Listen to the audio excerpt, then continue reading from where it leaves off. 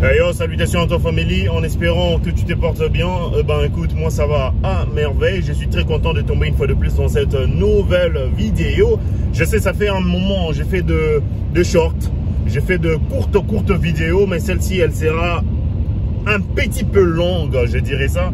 Pourquoi? Parce que c'est une vidéo qui va se concentrer rien que sur l'achat de véhicules. Il y a plein de questions qui m'ont été posées de ces genres, puisqu'il y a plein d'étudiants, plein de résidents déjà venant de l'Afrique et partout d'ailleurs qui veulent débiter, on va dire, ces boulots de taximen, de livreur et tout, et qui ont besoin d'un charroi automobile. Je vous lance certains, on va dire, pistes de solutions bien évidemment, et qui peuvent vous permettre de mieux faire un choix d'achat d'un véhicule, dépendamment de mon expérience personnelle bien évidemment. Ce que vous devriez savoir famille est que ici là en Russie, il y a plein de concessionnaires pour des voitures neuves, et il y a plein, on va dire, de mini concessionnaires pour des voitures de second hand, c'est-à-dire de voitures de seconde main déjà, c'est en anglais second hand, donc voilà, en marché noir, ou soit on va dire chez une personne X ou Y, dépendamment de votre bon vouloir, de votre appréciation. Famille, vous devriez savoir une chose, est que en Russie, la seule chose qui peut vous préoccuper, c'est l'état, comme partout ailleurs d'ailleurs, c'est l'état du véhicule. L'état du véhicule passe par l'état du moteur. On va dire, la carrosserie peut être jolie comme il le faut, mais du moment où le moteur n'est pas en bon état, donc vous faites une très mauvaise affaire. Donc voilà, c'est que je pourrais vous dire d'emblée, clairement. Et en fait, je conseille toujours aux étudiants qui veulent se lancer, on va dire, dans le taxi, dans la livraison, en phase d'acheter leur premier véhicule, n'achetez pas une voiture ou soit un véhicule neuf. N'achetez pas une voiture neuve, je m'explique. Pourquoi? Parce que d'une, vous n'avez pas de l'expérience. Vous pouvez y avoir de l'expérience chez vous au pays, mais la conduite ailleurs et la conduite en Russie est des choses différentes. C'est totalement distinct. Voyez-vous, raison pour laquelle je conseille toujours d'acheter de véhicules pour la première expérience, une voiture de second hand. C'est-à-dire dans le marché noir, par le truchement d'une connaissance d'un ami, achetez-vous une voiture, voyez-vous. Utilisez cette voiture pendant une année au moins pour avoir de l'expérience. Pendant la neige, pendant le printemps, pendant l'hiver, voyez-vous, enfin l'hiver, l'été, l'automne, le printemps, donc toutes les saisons possibles, faites le nécessaire de mieux maîtriser la conduite et de mieux maîtriser, on va dire, le déplacement en voiture, dépendamment de ces périodes-là. Une fois ce sera fait, c'est alors que vous pourrez vous dire, voilà, je suis en même d'acheter un véhicule, soit une voiture neuve, famille. Je reviens sur l'achat de véhicules pour que ce soit OK. Vous disposez d'une somme et allant au-delà de 100, de 150, de 200 000 roubles, ce qui fait environ 2000, 2500, on va dire 3000 euros. On va dire 3000 euros vite fait, voyez-vous. Vous êtes en même d'acheter votre première voiture. À qui s'adresser? Il y a des compagnies telles que Avtocan, il y a des compagnies telles que MSIM, il y a tellement de compagnies qui revendent des véhicules de second hand. Voyez-vous, déjà ici là, la majeure partie, je dirais ça, la majeure partie de véhicules qui sont revendus par ceux-là qui le possèdent, c'est en même d'échange simplement, soit d'échanger de nouvelles, on va dire, de nouvelles voitures.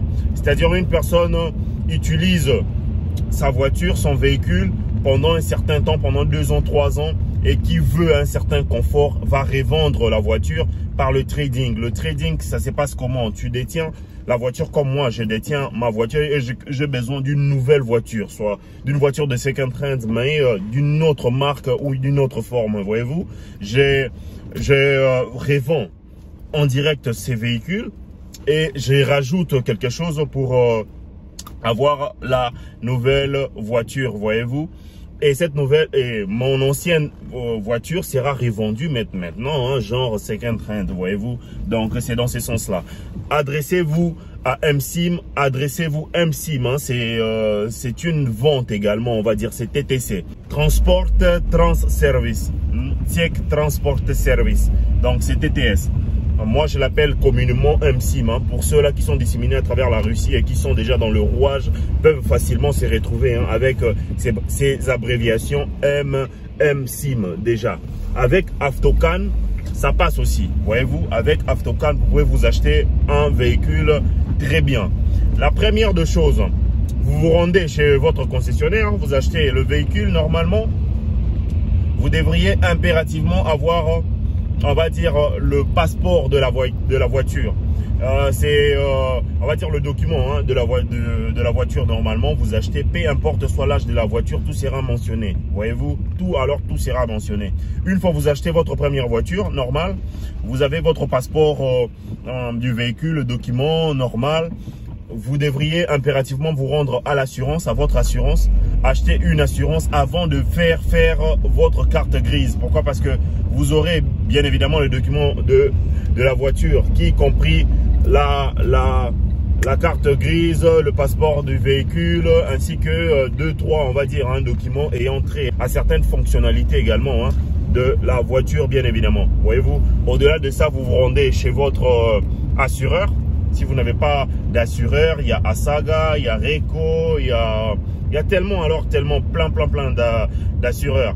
Vous assurez votre véhicule et grâce à cette assurance, maintenant vous pouvez vous rendre à la police routière. Une fois vous rendez à la police routière, vous serez enregistré. C'est plus ou moins une affaire de 2000-2500 déjà. L'assurance, ça dépend hein, d'un assureur à un autre. Il y a des assurances qui vont, on va dire, hein, de 15 000 à 25 000 à 30 000, ça dépend totalement. Et une chose également, tous ceux-là qui utilisent leur permis de conduire du pays, soit international, normalement, ceux-là sont, oh là là là là, il y a un accident là, ceux-là seront contraints, voyez-vous, de payer 2 fois plus cher l'assurance. Pourquoi? Parce que l'assurance pour les étrangers, soit pour le permis étranger, c'est totalement différent.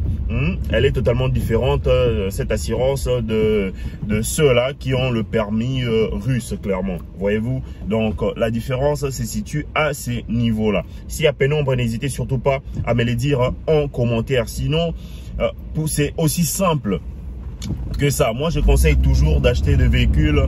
Bon, Avtoru pour ceux-là qui veulent impérativement avoir simplement l'idée hein, de la marque, soit du véhicule qu'ils veulent, c'est possible, voyez-vous. Mais n'achetez pas sur Avtoru. Parce qu'il y a plein de choses qui ne sont pas dites, hein, c'est-à-dire des anomalies dans le véhicule et tout, qui ne sont pas dites. Parce que la personne qui vous vend la voiture a besoin de se faire de l'argent rapidement. Et vous qui achetez, si vous ne faites pas une bonne affaire, ce sera compliqué pour vous, voyez-vous. Parce que vous aurez d'abord à faire de réparations, à faire ceci de bras et de main, ce sera assez compliqué pour vous. D'où je conseille toujours d'aller soit chez Avtoru, soit chez Avtocan plutôt, j'ai dit Avtoru, Avtocan, soit MSIM, TTS. Il y en a beaucoup également, d'innombrables également maisons hein, de automobiles qui vendent de véhicules de second hand. C'est très important. Tenez compte réellement de ça.